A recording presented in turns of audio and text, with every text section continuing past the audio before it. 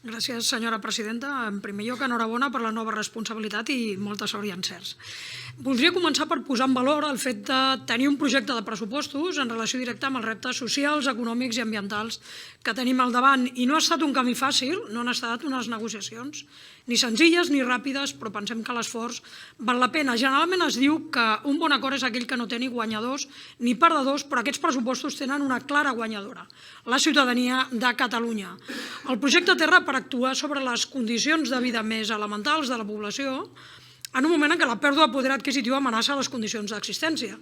D'aquí la preocupació del grup d'en Comú Podem perquè aquests pressupostos obeïssin als seus problemes i necessitats amb una majoria social que no fos l'única afectada pels costos de la inflació. Cal posar en valor el fet de tenir un acord que inclou 3 grups perquè indica clarament que quan es treballa de forma positiva i constructiva amb un objectiu comú, la defensa dels drets de ciutadania i les condicions de vida de les capes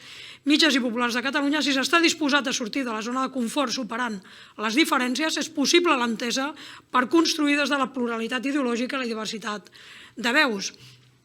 Els temps requereixen de certeses per contrarrestar la inestabilitat i les angoixes del dia a dia. I aquests pressupostos, que com comprendran vostès no són el programa d'un govern d'en Comú Podem, sí contenen algunes línies d'actuació que avancen en la direcció correcta cap a un nou sentit comú amb potencial transformador, en matèries com model industrial i econòmic, amb un pressupost que garanteix l'execució del Pacte Nacional per la Indústria, aquest 2023, amb una xifra de 680 milions d'euros, igualtat amb un increment de dotació del Departament d'Igualtat i Feminismes, molt senyaladament en matèria de drets socials, amb un pla de xoc de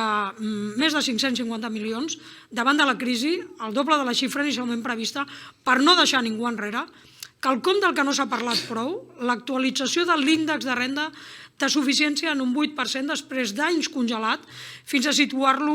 als 615 euros mensuals amb el que suposa d'increment de prestacions que referencien amb ell, molt destacadament la renda garantida, o posar les cures al centre de l'acció política amb la reducció dels temps d'espera per la valoració del grau de dependència i discapacitat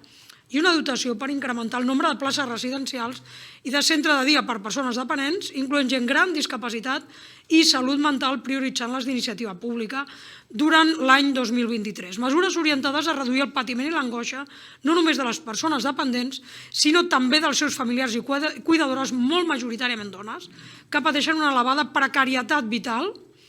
i que necessiten de respostes des de l'administració.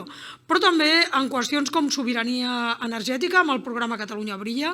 la nova energètica pública catalana que permetrà a la ciutadania desvincular-se de l'oligopoli elèctric. I permetin que em detingui per un moment per fer una referència a la mobilitat sostenible i la xarxa ferroviària, més enllà de la rebaixa del transport públic i de l'ampliació de la T-Jove als 30 anys i la gratuïtat de tot el transport als menors de 16 anys, deixant també sense dotació aquells projectes d'infraestructures que tenen potencial per comprometre el futur del país sense que aquests macroprojectes tinguin impacte pressupostari. I, per tant, un projecte que no és contradictori amb el model de país, amb una mobilitat més humana, més sostenible, més saludable, que representa en Comú Podem, tot i que entenc que el diputat Pellicer, en representació del grup de la CUP, intenti exercir l'autoconvicció d'una contradicció que no és tal, perquè aquest acord no implica renunciar al propi projecte. I com la millor manera de dir és fer, li puc assegurar que ens hi seguiran trobant a les mobilitzacions per allò que considerem just i necessari arreu del territori. També amb impactes al dret a l'habitatge, amb la possibilitat de perseguir grans propietaris i fons voltors que mantenen habitatges buits per especular o l'ampliació del parc públic de lloguer, amb el reforç de la sanitat pública, la cultura i una fiscalitat més justa i redistributiva que faci possible enfortir l'estructura d'ingressos per fer front a la despesa compromesa, garantint que els qui més tenen més paguen amb l'impost de solidaritat i aprovat al Parlament per als grans patrimonis, però també amb la posada en marxa de l'impost de creuers. Per tant, tenim al davant un projecte de pressupost, entenem que positiu, que ha de permetre avançar per donar resposta als reptes de país, construint des del diàleg polític i l'acord que ofereix més seguretats respecte als drets i llibertats de la ciutadania i, per tant, també redunda beneficiosament en les qüestions competència d'interior. Respecte a la secció corresponent al Departament d'Interior, considerem que es tracta d'uns pressupostos més enllà d'un increment superior al 13%, que hi és per sobre de l'increment mitjà dels departaments al seu conjunt,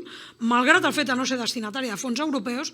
doncs amb una partida especialment destacable, com és la destinada a personal de seguretat i emergències, amb un increment de 171 milions i una oferta per cobrir de 2.570 places tant pel cos de Mossos com agents rurals i protecció, però a més amb mesures de discriminació positiva que de vegades podrien resultar polèmics, en l'horitzó de la feminització d'aquests cossos, però també d'un concepte de seguretat menys basat a la raó de la força i més a la força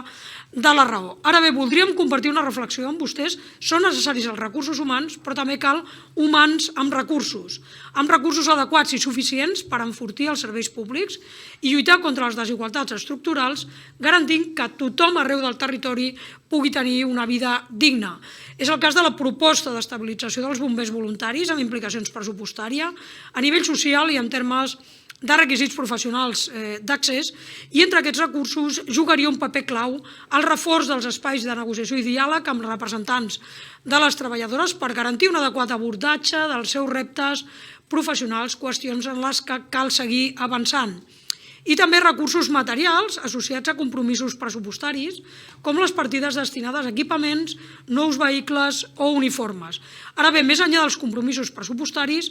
caldria aplicar també criteris de compra pública socialment responsables i, per tant, verificar el grau de responsabilitat social de les empreses proveïdores tant des d'una perspectiva laboral com social i mediambiental, així com potenciar el teixit productiu local a efectes d'adjudicació de contractes també pel que fa a vehicles de mobilitat sostenible. I ja per anar acabant, una breu referència a algunes qüestions que, si bé no formen part de l'actual pacte de pressupostos, doncs no és menys cert que porten causa de l'anterior acord en matèria de fer possible el tràmit de pressupostos amb En Comú Podem respecte a l'exercici 2022 i, per tant, es tracta de partides incloses i en algun cas no executades durant aquest any que entenem que tenen continuïtat al pressupost 2023. M'estic referint concretament a dues qüestions. La Llei de Mesures Fiscals 2022 incloïa un mandat per traçar un full de ruta d'internalització del 112 que havia de preveure tant la calendarització com la dotació pressupostària i el mecanisme legal per tal de fer-ho possible. I en aquest sentit, vostès es van comprometre abans de finalitzar 2022 a presentar un informe respecte a aquesta qüestió. I malgrat que hem tingut reunions també amb el personal del 712 i sabem que s'està treballant, no en disposem d'una proposta concreta al respecte. O la inclusió de càmeres a les llançadores FOAM dels Mossos d'Esquadra per tal de garantir i retre comptes del compliment del protocol d'utilització de les mateixes, doncs inclusió d'una partida pressupostària per ubicar unes càmeres que gravin les imatges del camp de visió al moment del seu ús perquè puguin ser utilitzades en cas de necessari. I respecte a la seguretat de les comissaries, al pressupost hi figura també una partida de 2,6 milions per posar càmeres perimetrals a les mateixes en ordre a garantir la seva seguretat i intervencions que ja s'havien iniciat l'any passat. En definitiva, un projecte que potser no és perfecte, segurament perquè el perfecte és enemic del possible, però que conté avenços prou significatius com per pensar que la ciutadania està en millors condicions per la cobertura de les seves necessitats quotidianes. Reflexió que ens porta En Comú Podem a posicionar-nos amb un vot contrari respecte a les esmenes a la totalitat. Moltes gràcies.